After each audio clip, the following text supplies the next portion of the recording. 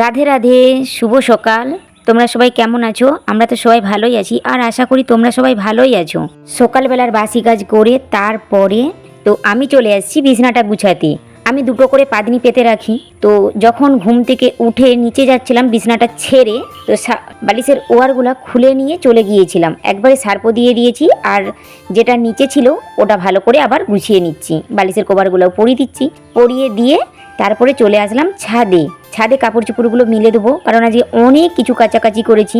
আর একদিনে যদি কাচাকাচি করি তাহলে অনেক হয়ে যাবে। তো আমি কি করি, রোজেরই কাচাকাচি করে দিই, মানে একদিনে বেশি না হয়। সেই জন্য তবুও দেখো গৃহিণীর কিন্তু বেড়েই যায় কাচাকাচি, এক বালতি এক গামলা করে হয়েই যায়। যাই হোক, কাপড় চোপড় মিলে দিয়ে চলে আসলাম নিচে।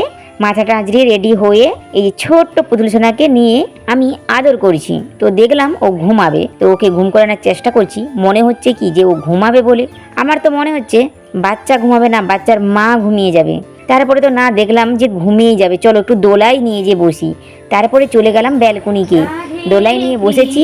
আর এই দেখো আমি ওকে কি বলে ঘুম পাড়াচ্ছি। কৃষ্ণ কৃষ্ণ রাধে রাধে রাধে শ্যাম রাধে শ্যাম শ্যাম শ্যাম রাধে রাধে রাধে কৃষ্ণ।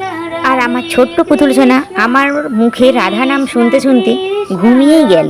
রাধা নাম শুনে শুনে ও ঘুমিয়ে গেল। কত সোনা বলো তো, একবারে সোনা ছোট্ট আমার পুতুল সোনা। দোল দোল করতে করতে রাধা নাম শুনতে শুনতে ঘুমিয়ে গেল। তারপরে আমি চলে আসলাম নিচে। এর মধ্যে আবার কেউ সুর তাল খুঁজতে যেও না, কারণ আমার গলায় কোনো সুর নেই। আমি শুধু সবাই ঘুম পাড়ানির গান গাই, আমি তো সেসব খুব কম জানি।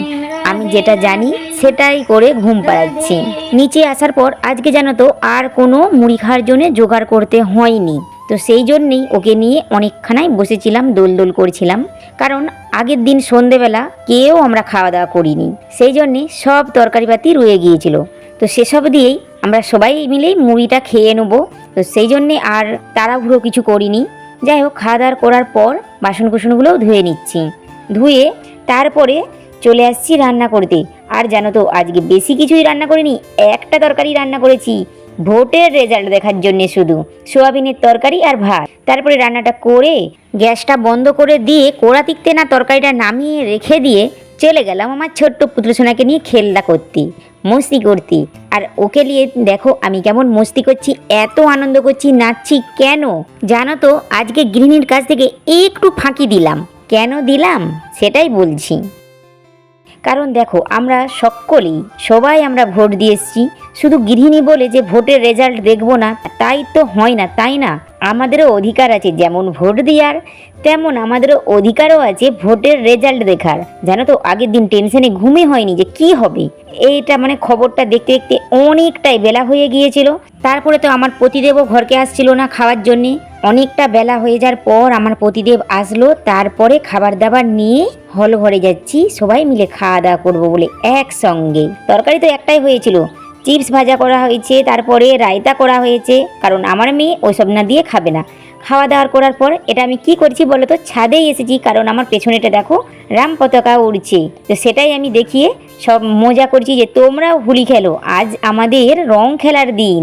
দেখো হয়তো আমরা অনেক জায়গায় রং খেলতে পারি, আবার অনেক জায়গার মানুষ কিন্তু রং খেলতে পারে না, আর এই রংটা তো খেলতেই পারে না। সেই জন্যে আমি একটু আনন্দ করে ফেললাম, তোমরাও আনন্দ করে নাও। আর তারপরে দেখো আমি ছুটছি কেন, আমাদের ছাদে বন্যা হয়নি গো, আমাদের সাবমার্সেলটা চালিয়েছিল, ট্যাঙ্কি থেকে এত জল ভর্তি হয়ে ওখানেই চলে আসছে গড়ে গড়ে। তো কাপড়গুলো ভিজে যাবে বলে আমি ওই করে গুড়গুড় করে ছুটেছি। যাই হোক, সব কিছু গুড়িয়ে নিয়েছি, তারপরে যে পাট করে নেবো। আর বিছানা দেখো কি হয়েছে, এত জানলা দিয়ে বাতাস দেয় যে বিছানার পাতনি উলট পালট করে দেয়। কারণ এখন গরমের জন্য তো আমরা বেশিরভাগই নিচেই থাকি, তো সেই জন্য বিছানাটায় আসা হয়নি, শোয়া হয়নি। হ্যাঁ, যখন মেঘলা করে তখন আসি শুতে, তো না হলে পরে আসা হয়নি, রোদ হলে আসা হয়নি। তারপরে তো এই যে পাদনি কাপড় চুপড়গুলো সব পাট করে গুছিয়ে রেখে দিচ্ছি ওখানটাতে। আর ওখানটাতে যে দেখো একটা চাদরও আছে, এখনও পর্যন্ত সরিয়ে রাখা হয়নি, কারণ চাদরটা ভাবছি হয়তো গায়ে দেবো না, সেই জন্যই ওখানে রেখে দিচ্ছি। আর ভালো করে গুছিয়ে রেখে দিলে পরেই পরের বছর আবার গায়ে দেবো, তো সেই জন্যে আর সরানো হয়নি। যাই হোক, তারপরে আমার কাপড় চুপড় গুছিয়ে নিয়ে আমি দিয়ে দিচ্ছি দুয়ার ঘর ঝাড়ু।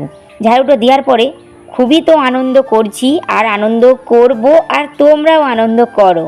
কারণ পদ্ম ফুল ফুটে গিয়েছে, সেই জন্য আজকে আমাদের সবাইয়ের আনন্দের দিন, তাই না? আর সকাল থেকে তো অনেক কাজের অবহেলা করেছি, ঢিলে মেরেছি, তারপরে তো এবারে তো রেজাল্ট হয়তো সেরকম করে ফুল রেজাল্টটা শুনিনি, কিন্তু যে হারে গতিটা দেখছি ভালো তো আশা করছি, তো সেই জন্যে কাজে লেগে পড়েছি জানো তো। আর ফটাফট কাজ করতে লেগেছি, দুয়ার ঘর ঝাড়ু দিয়ে। তোমরা সবাই একটা জিনিস দেখো, আমাদের গেটের বাইরেটা অবস্থা কি দেখবে শুধু। এই যে হল ঘরটা, রান্নাঘর আর সব ঝাড়ু দিয়ে দিই, তারপরে আমি দেখাচ্ছি। ঝাড়ু দিতে দিতে চলেই আসলাম দুয়ারে। আর এই যে চলে দেখো, বলার আগে আমার দেখো বর কোথায় যাচ্ছে বলো তো? আমার মেয়ে আবদার করেছে আজকে খুশির খবর, মিষ্টি আনবে না, তো সেই জন্যে আমার বর যাচ্ছে মিষ্টি আনতে। আর দেখো সামনেটায় আবিরে আবিরে কি অবস্থা হয়ে আছে। যাই হোক, রাম এসেছে, রাম রাজত্ব হবে, একটু তো আনন্দ করতেই পারা যায়, মানে একটু কেন, একটু বেশি করে তো আবির খেলায় যায়, তাই না? তো আমি সেগুলো সব ঝাড়ু দিয়ে পরিষ্কার করে নিচ্ছি। বাড়ির মধ্যে তো বেশি আবির খেলা হয়নি, বাড়ির বাইরে আর ছাদে আমরা খেলেছি। সব কাজ করে নেওয়ার পর চলে আসলাম জল ভরতে। জলটা ভরে নেওয়ার পর সন্ধে হয়ে গেছে, আর আমার বড় মিষ্টি নিয়ে এসছে। আর তোমরাও একটু মিষ্টি মুখ করে নাও, দেখো কি কি মিষ্টি নিয়ে এসছে। চলো তোমরাও হাঁ করো। আচ্ছা, আমিও তাহলে একটু মিষ্টি খেয়ে নিই, তোমাদের দিকে যখন খাওয়াচ্ছি আমিও একটু খেয়ে নিলাম। তারপরে খাওয়া দাওয়ার পরে চলে গেলাম রান্নার জোগাড় করতে। আমার মেয়ে আবদার করেছে, বাবা একটু হলেও মাংস এনে দাও, কারণ আজকে রুটি আর গরম গরম কষা মাংস। তো সেই জন্যে এই যে সব কাটাকাটি করে আটায় জল দিয়ে মেখে নিয়ে রুটি করতে লেগে পড়লাম। আর জানো তো, রুটিটা বেশিরভাগ আমার মেয়েই করে। আর এই যে দেখছো এখানে আমার মেয়েই বেলে, তো আমিও আজকে ওখানেই লেগে পড়লাম। হ্যাঁ, এখানটাতে আগে জানো তো আমি পরিষ্কার করে নিই, ভালো করে মুছে পরিষ্কার করে তারপরেই সব কিছু করি। আর আমি অনেকবারই বলেছি আমি কিভাবে ভালো করে ওখানে পরিষ্কার করে রাখি, বা যখন রুটি করি আরও ভালো করে পরিষ্কার করে নিই। বেলন চাকিটা আছে জানো তো পাথরের, দেখো ওই যে আমি রান্না করছি ওই কোণটার মধ্যে আছে, ভারী, যদি পড়ে যায় বেতালে পায়ে, সেই জন্যে ওখানটাতেই আছে। আর আমি এখানটাতেই কাজটা মিটিয়ে নিই। হ্যাঁ, হয়তো পরে ব্যবহার করব, ঘর যখন হয়েছে করে যখন রেখেছি নিশ্চয়ই ব্যবহার করব, পরে হয়তো হবে কোনো দিন, এখন তো আর করছি না। যাই হোক, রান্না করে নিচ্ছি, জানি না কেমন রান্না করতে পারি, ভালো কি মন্দ, রান্না তো করেই নিচ্ছি। রান্না যাই হোক হলেই হলো, মানে আমাদের খেলেই হবে, পেট ভর্তি হলেই হলো। কেন বললাম জানো তো পেট ভর্তি? কারণ এখন তো তবু গুছিয়ে রান্না করে নিচ্ছি। এক সময় ছিল আমি রান্না করতেই জানতাম না, গুছিয়ে তো দূরের কথা, বিয়ের আগের কথা বলছি, এক গ্লাস জলও গড়িয়ে খেতাম না। বিয়ের পর যাই হোক সমস্ত কাজটা শিখেছি। আর মানুষ শিখতে শিখতেই যেমন বলে আরও সুন্দর হয় সুন্দর হয়, সেই রকম তো তখন তো কাজ শিখেছি মানে করতে পারতাম। আর যত দিন যাচ্ছে তত আরও ভালো হচ্ছে। যাই হোক, দেখো কথা বলতে বলতে আমার রান্না বান্নাও হয়ে গেছে। আর আমার বর এখনও আসেনি, আমি পরিষ্কার পরিচ্ছন্ন করে নিয়েছি। তারপরেই চলে আসছে, সে করছে স্নান, কারণ সে আবির মেখে আছে। আর আমি ততক্ষণে রুটি মাংস তরকারি বেড়ে নিচ্ছি। তো আমরা তো সবাই খাওয়া দাওয়া করছি, তোমরাও এসো খাওয়া দাওয়া করে নাও, বা ওখানেই যারা দেখছো তারাও খাওয়া দাওয়া করে নাও। খাওয়া দাওয়ার পর সব ধোয়াধুয়ি করে গুছিয়ে চলে আসলাম উপরে। আর দেখো আমার বর শুয়ে আছে, রেডি আছে, একবার হাতে তেল নিয়ে পায়ে লাগিয়ে দিতে হবে। তো আমি সেটাই তোমাদেরকে বলছি যে আমার এখন এবারে বরের সেবা করব। আর তোমরা সবাই ভালো থেকো, রাধা মাধবের কাছে এই কামনাই করি। তো রাধে রাধে, শুভরাত্রি, আজ এই পর্যন্ত।